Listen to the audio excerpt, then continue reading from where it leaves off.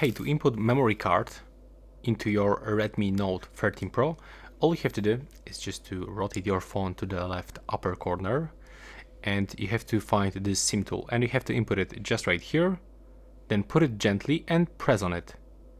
And when you do this, you will actually find that this SIM slot actually, that we can actually remove the SIM slot. And right here we have to input the SIM card. The memory card, and we have to put it actually in this position with this cutout on this side.